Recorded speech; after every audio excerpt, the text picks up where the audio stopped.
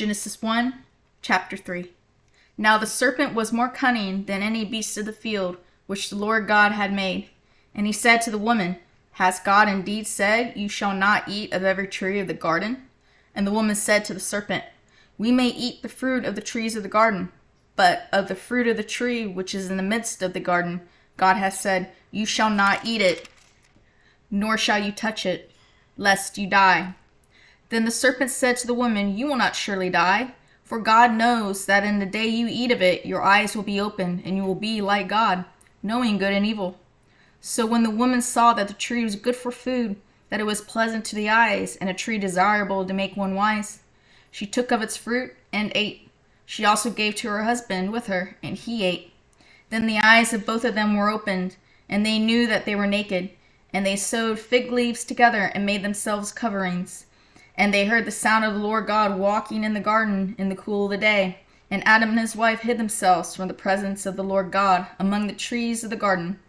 Then the Lord God called to Adam and said to him, Where are you? So he said, I heard your voice in the garden, and I was afraid, because I was naked, and I hid myself. And he said, Who told you that you were naked? Have you eaten from the tree of which I commanded you that you should not eat?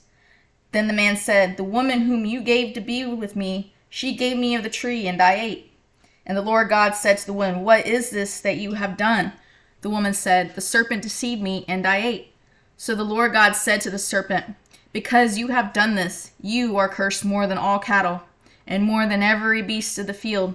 On your belly you shall go, and you shall eat dust all the days of your life. And I will put enmity between you and the woman, and between your seed and her seed. He shall bruise your head, and you shall bruise his heel.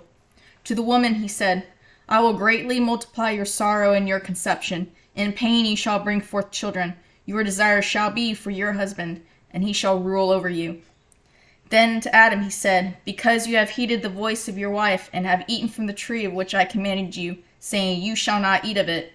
Cursed is the ground for your sake. In toil you shall eat of it all the days of your life. Both thorns and thistles it shall bring forth for you, and you shall eat the herb of the field. In the sweat of your face you shall eat bread till you return to the ground, for out of it you were taken, for dust you are, and to dust you shall return. And Adam called his wife's name Eve, because she was the mother of all living. Also for Adam and his wife the Lord God made tunics of skin, and clothed them. Then the Lord God said, Behold, the man has become like one of us, to know good and evil. And now lest he put out his hand and take also of the tree of life, and eat, and live forever. Therefore the Lord God sent him out of the Garden of Eden to till the ground from which he was taken. So he drove out the man, and he placed cherubim at the east of the Garden of Eden, and a flaming sword which turned every way, to guard the way to the tree of life.